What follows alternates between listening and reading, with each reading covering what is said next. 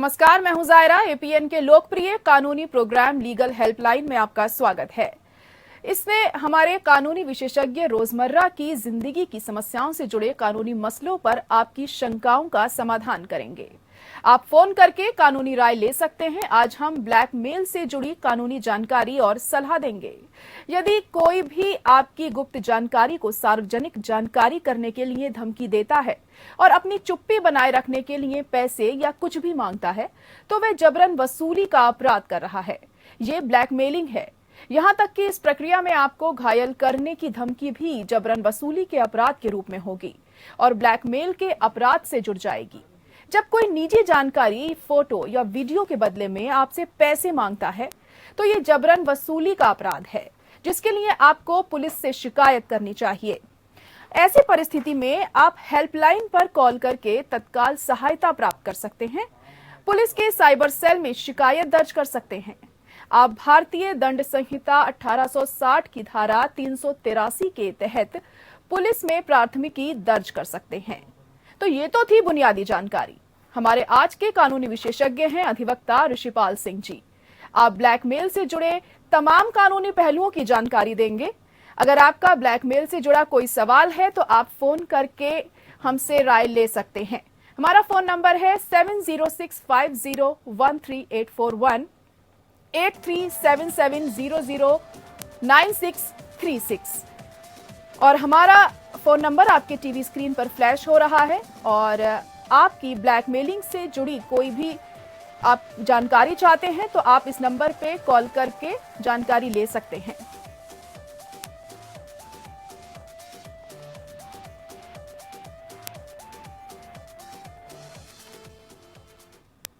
और अधिवक्ता जी हमारे साथ जुड़ चुके हैं। बहुत स्वागत है आपका ऋषिपाल जी हमारे साथ जुड़ने के लिए।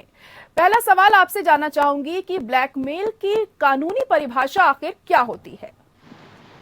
देखिए, वैसे तो ब्लैकमेल पर्टिकुलर जो वर्ड है वो इंडियन आईपीसी में कोई डिफाइन नहीं है। फिर भी जो एक्सटॉर्शन है और क्रिमिनल इंटिमिडेशन धमकाना है, उसको मिला के हम ब्लैकमेल को डिफाइन करते हैं। तो धारा 503 के अंदर जब कोई व्यक्ति किसी भी दूसरे व्यक्ति को नुकसान पहुंचाने के लिए, उनकी संपत्ति के लिए या किसी भी तरह से शारीरिक नुकसान पहुंचाने के लिए या उनके रेपुटेशन जो है उसको नुकसान पहुंचाने के लिए कोई धमकी देता है, तो वो आईपीसी की धारा 503 में क्रिमिनल इंटिमिडेशन बनती है। लेकिन जब वो उसके करने के बाद वो किसी प्रॉपर्टी की या मनी की डिमांड करता है, तो वो उस केस में एक्सटॉर्शन के केस में और इंक्लूड हो जाता है। जो अब जिस समय चल रहा है, जिससे जब भी हमने देखा है कि ये जो टेलीकम्युनिकेशन की क्रांति हम इसको लगातार देख रहे हैं, तो पिछले कुछ समय में टेलीकम्युनिकेशन होने से, जो साइबर होने से, ये जो ब्लैकमेल है ये अपने आप में और बहुत गंभीर अपराध की कैटेगरी में आ गया है।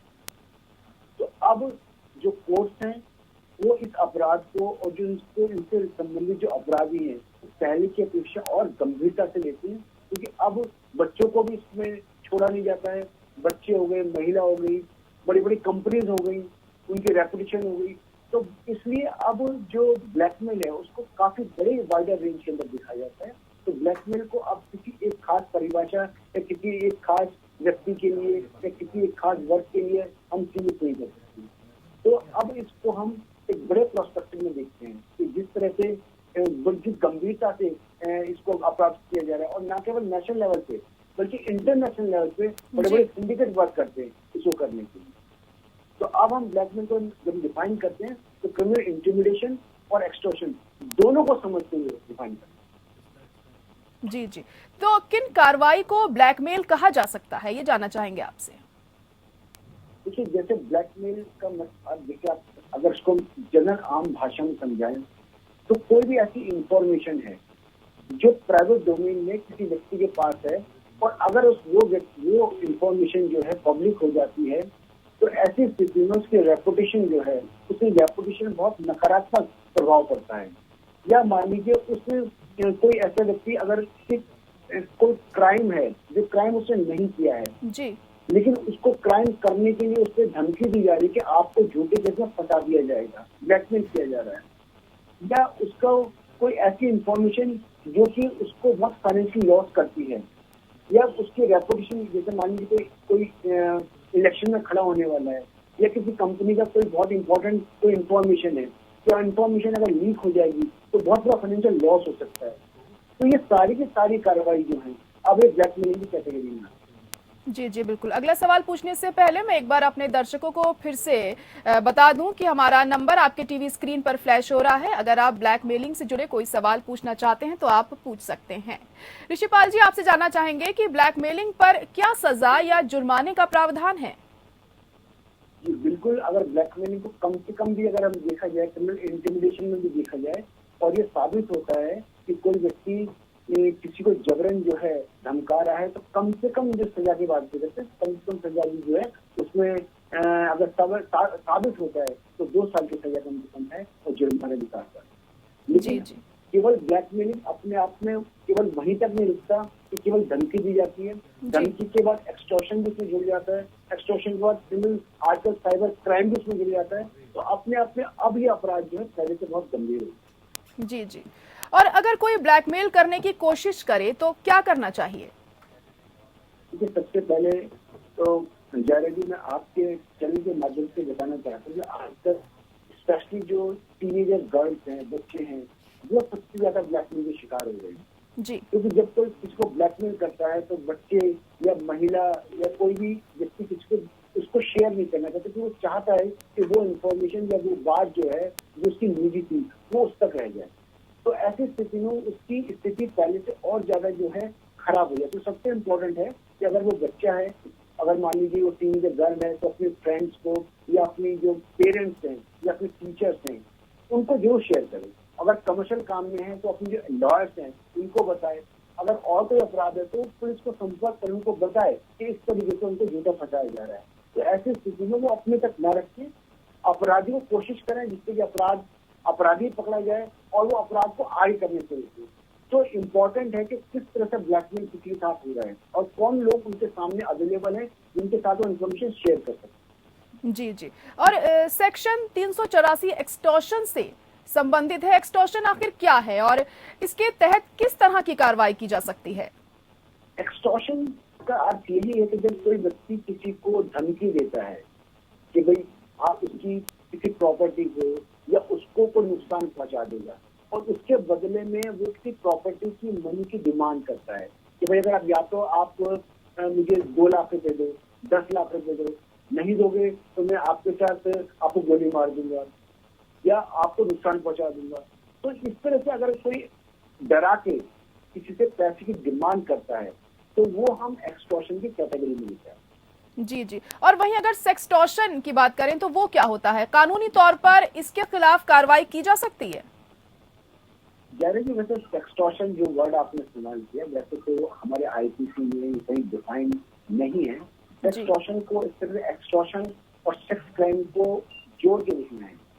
जैसे मान लीजिए किसी व्यक्ति के जो किसी महिला को, किसी लड़की के या किसी लड़के के भी व्यक्ति के भी कोई निजी फोटोग्राफ या कोई वीडियो या कोई ऑडियो क्लिप्स, कोई इस तरह से जो उनके निजी लाइफ से जो कहीं ना कहीं उनके अंतरंग जो रिलेशनशिप्स है उनसे रिलेटेड कोई ऐसा कोई व्यक्ति एविडेंस क्रिएट कर लेता है या बना लेता है और फिर धमकी देता है उसके ग्राउंड पे कि अगर आपने ये नहीं किया तो मैं इसको पब्लिक कर दूंगा या किसी और व्यक्ति को दे दूंगा, या किसी मान लीजिए 2 व्यस्त महिला पुरुष का संबंध है और तो तीसरे व्यक्ति उनकी फोटोग्राफ बना लेता है और पुरुष की ऐसे धमकी देता है कि मैं आपकी पत्नी को बता दूंगा या किसी और को इसकी जानकारी दूंगा। तो ऐसी स्थिति में जो एक्सटॉर्शन है, जब जिसमें सेक्स का क्राइम जुड़ जाता है तो हम उसको सेक्सटॉर्शन की जो है संज्ञा देते हैं। जी जी।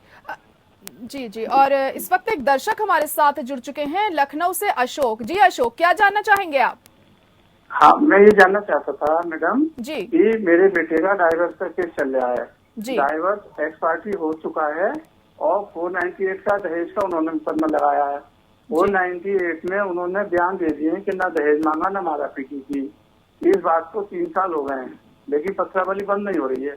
हम स्वयं उपस्थित हो रहे हैं कोर्ट में, हमारे पास कोई लॉयर नहीं है जी। तो क्या हम स्वयं खड़े होकर पैरवी कर सकते हैं अपने आप?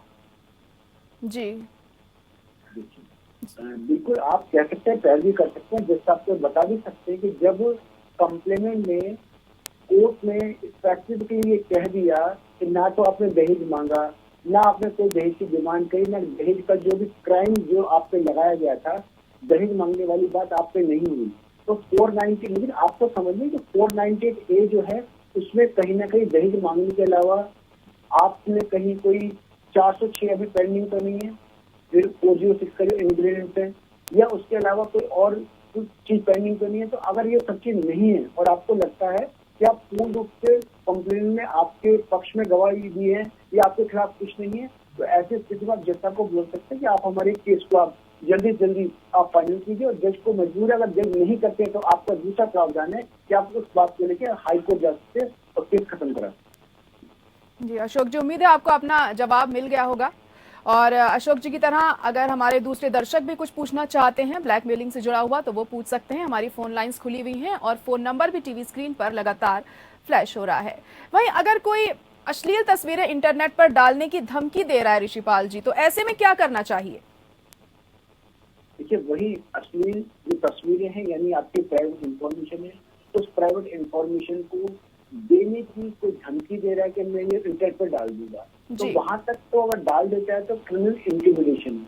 लेकिन अगर वो कहता है कि इसको डालना अगर आप नहीं ऐसा करेंगे, मेरी बात को नहीं मानेंगे और इसके बदले में मैं आपसे डिमांड कर रहा हूँ कि भाई या तो आप मुझे पैसा दीजिए, या कई बार ऐसा होता है किसी महिला को कोई अपराधी ये कहता है कि आप मेरे साथ सेक्स में लिप्त होइए, या जो भी उसकी डिमांड होती है कि मेरी डिमांड करता है वो एक्सटॉर्शन, तो वो क्रिमिनल इंटिमिडेशन से हट के और एक्सटॉर्शन से जुड़ जाता है। तो ऐसी स्थिति में जब भी किसी के साथ, किसी महिला, किसी पुरुष, किसी बच्चे के साथ किस तरह से क्राइम किया जा रहा है, तो जो आपके पैरों जो आपके क्या नाम है गार्जियन है, आप उनको बताएं और उसके बाद जो निकटतम पुलिस स्टेशन है वहां जाएं। आजकल हर पुलिस स्टेशन के अंदर एक महिला डेस्क होता है, उसको महिला पुलिस ऑफिसर होती है, उसको अपनी सारी बात बताएं।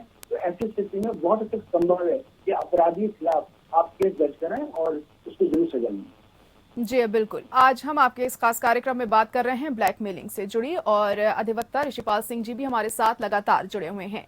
ऋषिपाल जी, अब अगला सवाल आपसे जानना चाहूंगी कि साइबर क्राइम मामले में शिकायत आखिर कैसे दर्ज की जाए?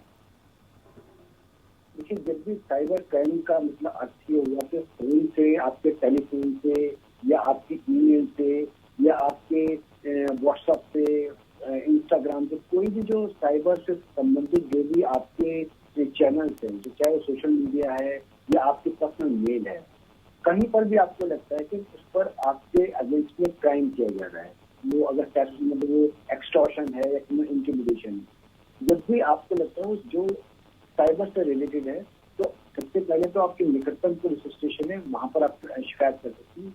इसके अलावा हर डिस्ट्रिक्ट के अंदर एक साइबर क्राइम सेल होती है जो विशेष तौर पे इसी तरह के मामलों से जल्दी डील करता है, क्योंकि वहाँ पर इस टाइप के एक्सपर्ट होते हैं जो आपके केस साइबर क्राइम से रिलेटेड जो मैटर है उनको डील करते हैं, चाहे फ्रॉड से रिलेटेड होते हैं, एक्सटॉर्शन से रिलेटेड होते हैं, या ब्लैकमेल है, कोई भी तरह से होते हैं। उनके पास सारे वो सिस्टम होता है कि अपराधी को बहुत जल्दी ट्रैक कर सकते हैं। इवन अदरवाइज भी क्या होता है कि अगर जो आपके निकटतम पुलिस स्टेशन है अगर वहाँ पर कोई शिकायत देंगे तो वो आपकी शिकायत को भी उस ब्रांच के अंदर भेज सकते हैं।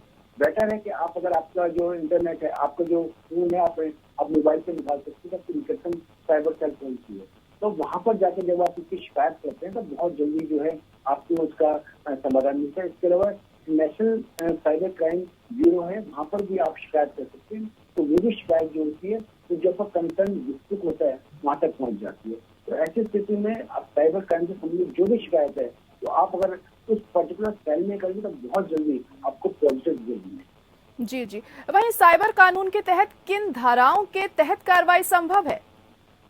देखिए, साइबर कानून में जो प्रोसीजर के अलावा डिपेंड करता है कि आपके साथ जो क्राइम हो रहा है, जो फ्रॉड हो रहा है या एक्सटॉर्शन किया जा रहा है। फॉर एग्जाम्पल, मान लीजिए किसी ने व्हाट्सएप करके आपसे पैसे की डिमांड करी, या मान लीजिए आपकी साइबर क्राइम करके आपसे चीटिंग करी है, या मान लीजिए आपके अश्लील फोटो जो है, किसी की भी अश्लील फोटो जो है किसी वो फेसबुक पे डाल दी, या फेक फोटो उसके अंदर जो पेज का जो स्वैपिंग करते हैं, स्वैपिंग करके वो फोटो डाल दी, या किसी भी तरीके से उसके रेपुटेशन को हार्म करने के लिए, तो आपको अगर मान लगता है क्राइम है तो आप साइबर क्राइम के अलावा जो फ्रॉड है आप फ्रॉड ही कंप्लेन दे सकते हैं। इसके अलावा तो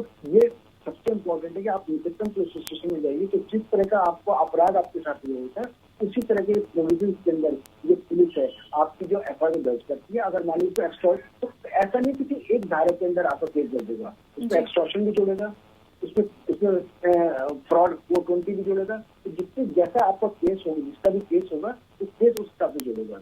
तो सारे प्रोविजन जो है एफआईआर में जुड़ते हैं और फिर उसका इन्वेस्टिगेशन। जी जी। वही निजता के अधिकार के उल्लंघन पर क्या कार्रवाई हो सकती है? देखिए, निजता तो सुप्रीम कोर्ट ने जैसे कहा है कि निजता का अधिकार जो है हर व्यक्ति का एक मौलिक अधिकार है।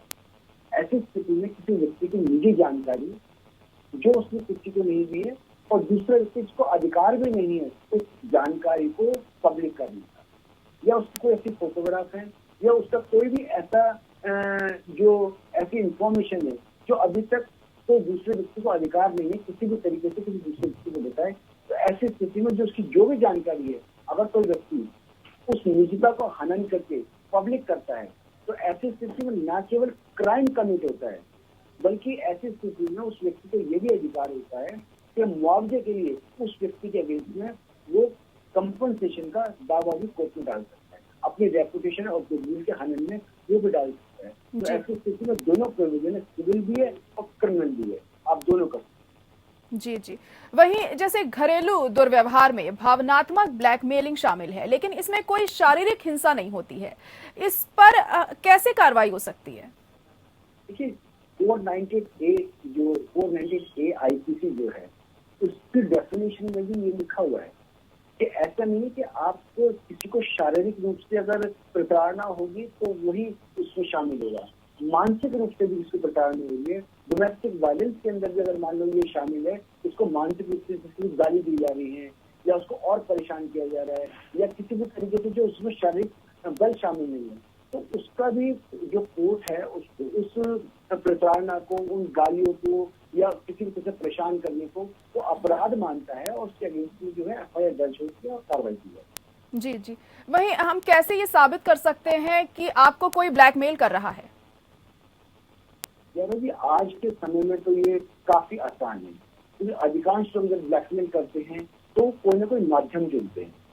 अगर कोई आपको ब्लैकमेल कर रहा है तो कहीं ना कहीं से फोन करेगा, कोई व्हाट्सएप करेगा, कोई मैसेज करेगा, तो जिस माध्यम को चुनता है आपको करने का, तो आज के समय में आप उस माध्यम को, उस व्हाट्सएप को सेव कर सकते हैं। अगर कोई कॉल करता है तो आप रिकॉर्ड कर सकते हैं। तो ये सारी स्थितियां, कोई लेटर जो समय चला गया, बहुत पहले की बात 20-25 साल पहले हम केस किया करते थे, किसने लेटर भेज दिया, चिट्ठी भेज दिया, अब वो समय चला गया। तो आजकल तो अपराधी जो हैं वो साइबर का ही ज्यादा इस्तेमाल करते हैं। तो आप स्क्रीनशॉट भी ले सकते हैं। आजकल ये प्रोविजन व्हाट्सएप में आ गया कि जो अगर कोई मैसेज किया जाएगा तो कुछ समय बाद डिलीट हो जाएगा। अगर आपको लगता है कि आपके खिलाफ कोई भी ऐसा अपराध हो रहा है तो तुरंत उसका स्क्रीनशॉट ले सकते हैं। तो ऐसी स्थिति में साइबर जब डायल होती है, जब उसकी इन्वेस्टिगेशन करती है, इन सारी चीजों का पता लगाती है और उन अपराधियों को सजा मिलती है। जी चलिए, बहुत शुक्रिया ऋषिपाल सिंह जी हमारे साथ जुड़ने के लिए, और बहुत ही महत्वपूर्ण और अहम जानकारी आपने साझा की। और इसी के साथ हमारे इस खास पेशकश में इतना ही। मुझे दीजिए इजाजत। नमस्कार।